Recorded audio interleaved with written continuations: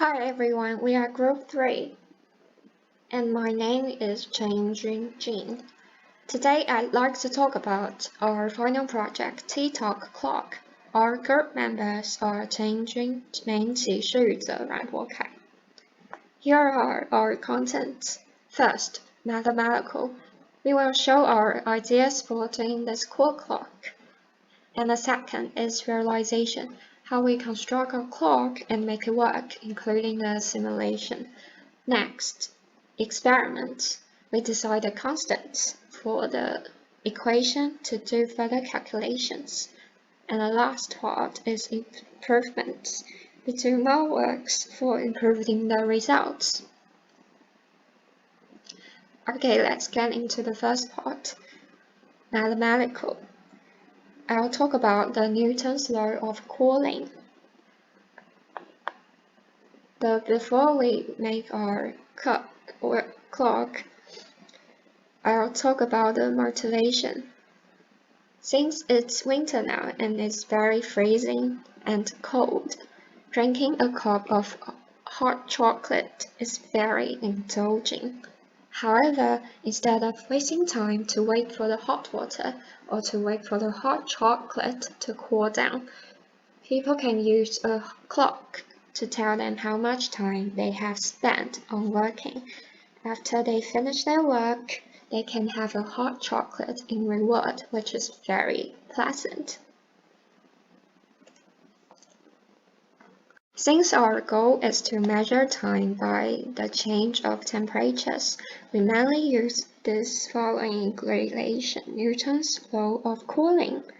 This equation tells that the rate at which an object cools is proportional to the difference in temperature between the object and the object's surroundings. The T tells the temperature, the current temperature. T with a small zero is the initial temperature, and the small t is time. T with a small s is the surrounding temperature, and K is the constant. Here is our clock design. We will obtain the temperature of the water and transform it to time. So when the water is very hot, it's over 100 degrees Celsius, we will cool it down. And when it's lower than 40 degrees Celsius, we'll heat it to make it hot. About cooling, we obtain the temperature of the water and transform it to time. So we use a sensor and the relation Newton's law of cooling to get the time. And about heating, we will use deep learning method to directly get the time from the temperature. So we use a sensor and the deep learning model to get the time. Hello, my name is Mei-Qi. I will talk about the realization part. In this part, we will construct our clock and make it work, including the real clock simulation. For the circuit design, we combine DS18B20 and R-4. DS18B20 is waterproof, so we use it to measure the temperature of water. We can see the picture. The green one is R-4. Next to it is breadboard. The black line connects to the ground. The yellow line will transfer data from sensor to R-Pi. R-Pi will read the resource through GPIO, and the red line is power supply.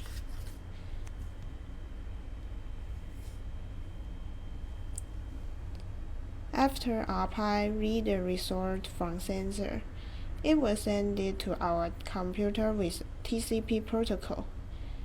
In order to send the data, R-Pi and computer need to connect to the same Wi-Fi router.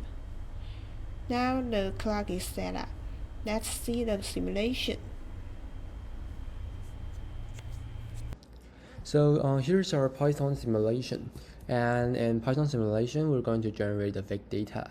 So in the left one, the code in the left one is our clock code that will run on our computer, and it won't be modified even in the physical realization. And the right one is the simulation code for the sensor, and it will generate the fake data. And in physical realization, the data will be obtained from the sensor. And now we're going to generate it directly from the Newton law of cooling process, so the data is fake. So we just run the code, and the window will just pop up here, and we can see that the time here, and the time will go from 0 seconds maybe to an hour, and the temperature will drop from 100 degrees to maybe like 25 degrees. So this is our Python simulation, and the next video we're going to show how we did it in the real time. So we're going to do the physical realization. So here's our physical realization. So here's our RPi, and we will send the RPi will send the temperature data from the internet to our computer. So here is our windows. So we have the time and we have the temperature. As time goes by, the time will increase, and how we do it is to compute the temperature, and we use the Newton cooling process that we introduced early. And here is the temperature plot. Here is the temperature, y-axis is the temperature, and the x-axis is the time that's like 0 seconds, 5 seconds, and 25 seconds, something like that. And let's see how we did it. So here's our circuit board.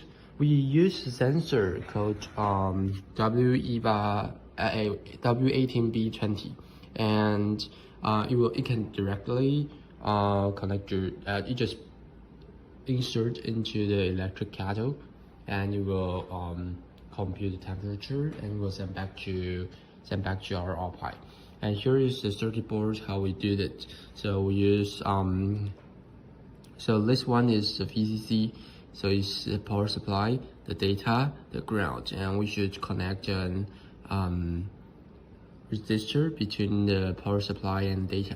So here's our physical realization, and our code is shown here. So here we just have something like that we measure the temperature, and it sent back to our computer that uses the TCP/IP, and we just open it using our terminal, so it will connect to our computer, and we can just, here is just the ticker running, so it will pop up something up window like this, and we can just directly observe the temperature and the time.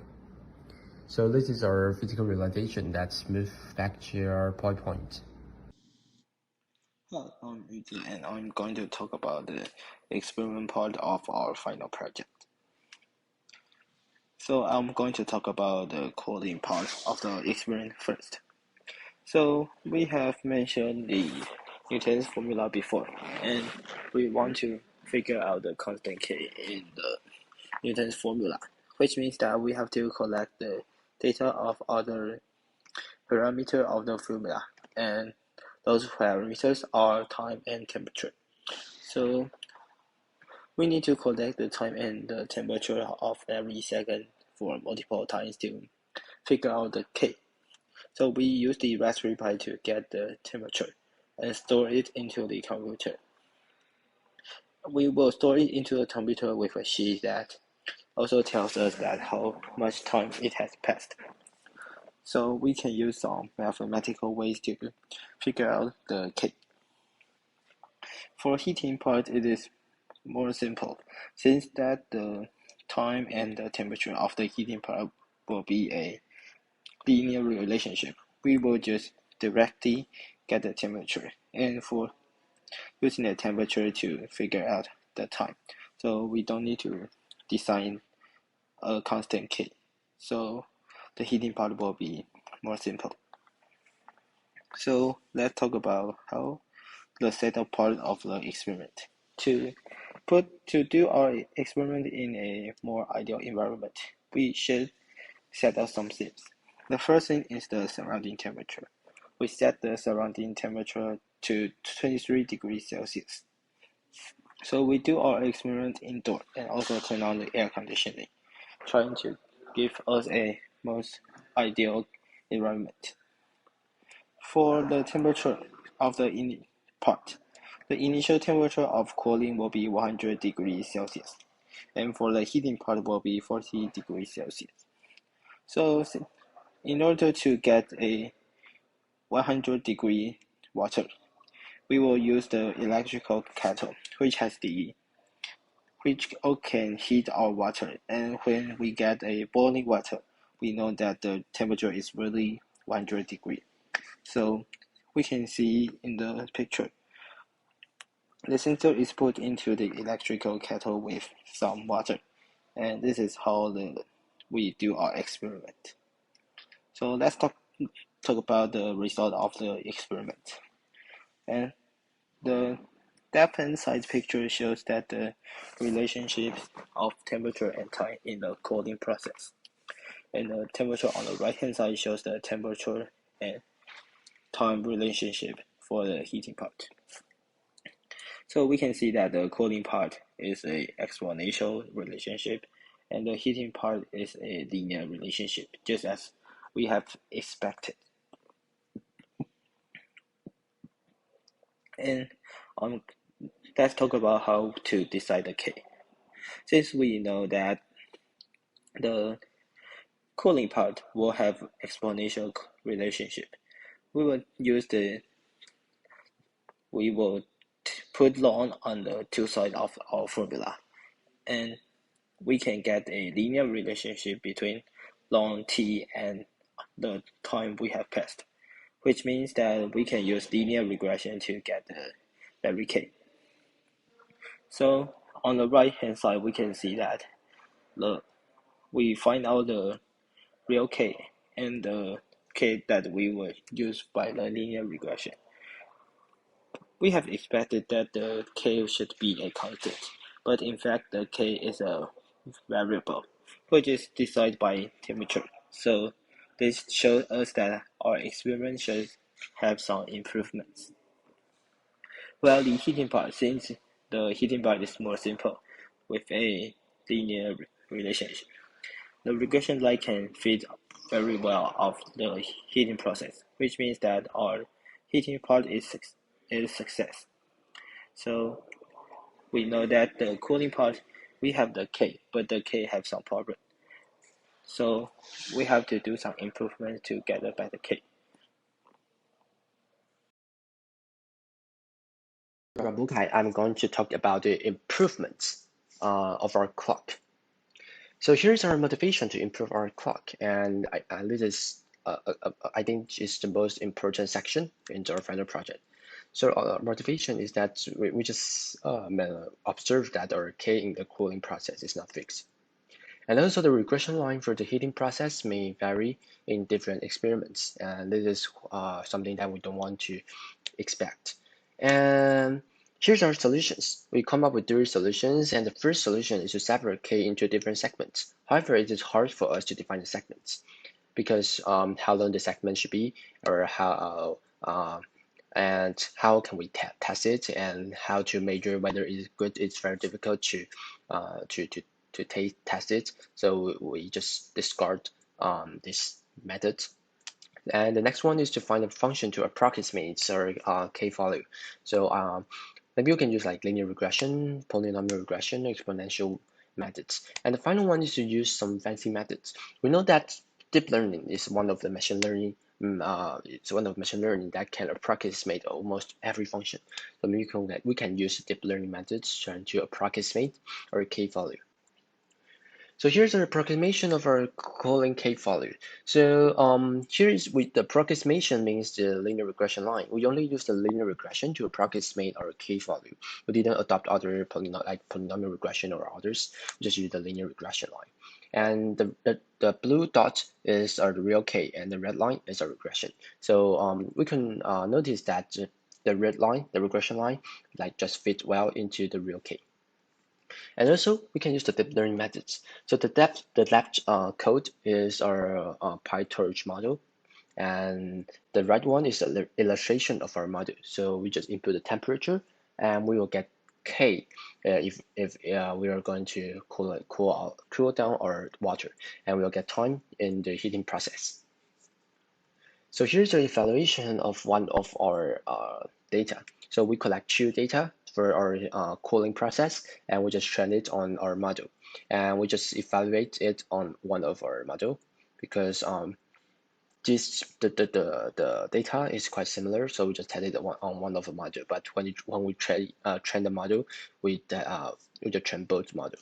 So the blue dot is the real one, and the red line is the prediction one.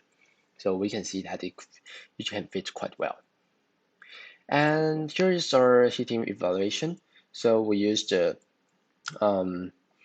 red line. Red line is our model, the evaluation of our model, and the blue line is the real data. And there are two blue lines because we collect two data.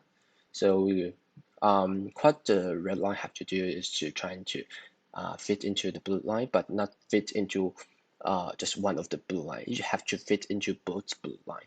So yeah, we can see that the red line just did a great job. So let's see our cooling result demonstration. Top one is the original methods that we use the average K value. And the left bottom one is the linear methods that we just use the linear regression line to fit the model, not to fit the K value. And the right bottom one is our training results. We use the deep learning methods to fit the K value. And the total time means that the time that it requires to cool down the temperature from 100 degrees Celsius to 48.375 Celsius degrees.